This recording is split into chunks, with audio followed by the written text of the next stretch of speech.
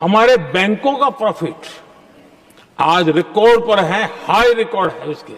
ये अपने आप में देश की अर्थव्यवस्था को ताकत देने के लिए बैंकिंग व्यवस्था मजबूत होती है तो बाकी अर्थव्यवस्था को भी मजबूती मिलती है। बैंकों में आम आदमी का पैसा जमा है, मान्यवर, किसान का, मजदूर का, कर्मचारी का लाखों करोड़ रुपए जमा रहता है। वो पैसा आप गरीब आदमी को नहीं देते, उनके रोजगार के लिए नहीं देते, एमएसएमई सेक्टर के लिए नहीं देते। वो पैसा उठा के आप अपने चंद पूंजीपति मित्रों को दे देते हैं, जिन मित्रों से आप पीछे से चंदा लेते हैं और धंधा देते हैं, उन मित्रों को आप पैसा दे देते हैं। और जब वो मित्र आपके डूब जाते हैं तो आप उनको बचाने के लिए ये बिल लेके आते हैं। तो कुल मिलाकर बैंक डकैती को लीगलाइज करने का ये बिल है। बैंकों पर जो डकैती हो रही है आपके दोस्तों के द्वारा, आपके मित्रों के द्वारा, उसको लीगलाइज करने का काम इस बिल के माध्यम से आप कर रहे हैं।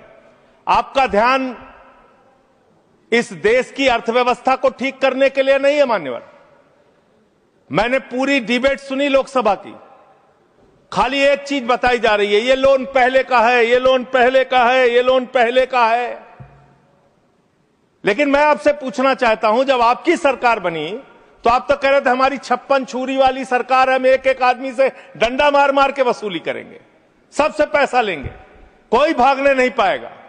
लेकिन आपके राज में, मोदी जी के राज में 9,000 करोड़ रुपए लेके विजय माल्या भाग गया, 20,000 करोड़ रुपए के लेके नीरव मोदी, मेहुल चौकसी भाग गया, 6,000 करोड़ रुपए लेके नितिन संदेशरा भाग गया, 2,500 करोड़ रुपए लेके ललित मोदी भाग गया। ये बड़े बड़े जो हजारों करोड़ रुपए के लुटेरे थे, हिंदुस्तान से भगाया किसने इनको? आपने भगाया।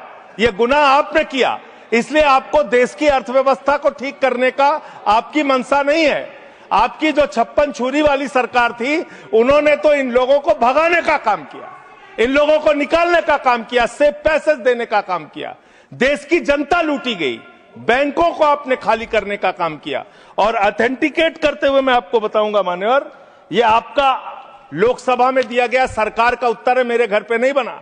इसमें आप लोगों ने साफ तौर पे बताया है कि आपने करीब करीब 70% कर्जा 5,44,000 करोड़ में से मात्र 1,60,000 करोड़ रुपए आपने कर्जा वसूला और बाकी सब का सब आपने माफ कर दिया।